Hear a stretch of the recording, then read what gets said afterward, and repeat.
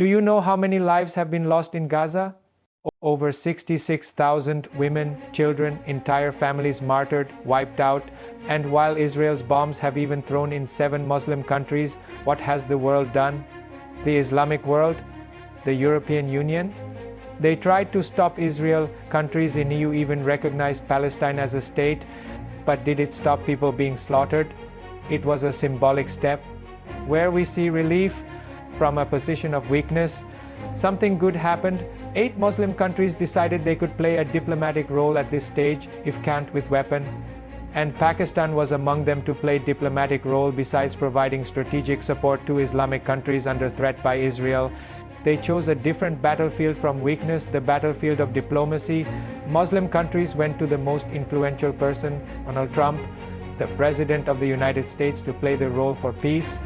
For the first time since the war has started, an American president forced Netanyahu to accept peace, a 20-point deal that could stop the rivers of blood.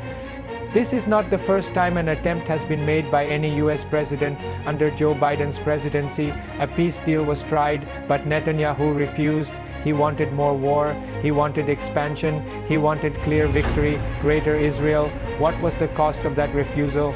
30,000 Palestinians who could have been alive today are no longer with us.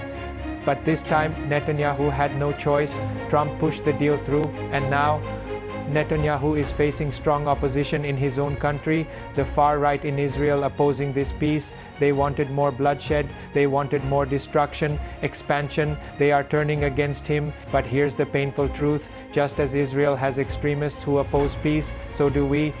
In our Muslim countries, including in Pakistan, they won't openly reject peace, but they nitpick, they object, they criticize. Not because the deal is wrong, but because of their politics or their interests. And to them I ask, what matters more, your interests or the lives of children in Gaza? Because every single day without peace means more funerals, more mothers crying, more fathers carrying the bodies of their children. This is where Pakistan's role shines, standing shoulder to shoulder with Muslim nations. Pakistan helped push the world's strongest president toward peace. That is not small, that is historic. Similar they did for Iran. And let me clear up one confusion. No, Pakistan has not recognized Israel. Pakistan's policy is still exactly what it has always been, aligned with the proceedings of the United Nations. Borders of pre-June 1967, West Bank, Gaza, East Jerusalem as capital of Palestine. So what comes next? First a ceasefire, stop the killing, then step-by-step rebuild Gaza, protect its people, and finally give them what they have always deserved, the right to live in freedom. And here is another important point to understand. Pakistan has recently signed a security agreement with Saudi Arabia. This is not just a routine deal, this is part of a broader effort to build a joint security architecture with the Arab nations. And who is this architecture meant to counter? It is clearly aimed at preventing aggression from Israel and protecting the Muslim world from further attacks.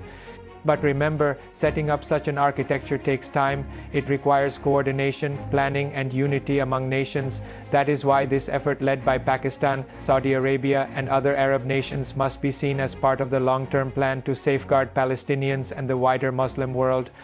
That, my friends, is the victory of persistence, and above all, the victory of humanity. I hope you would stand with people of Gaza. Thank you.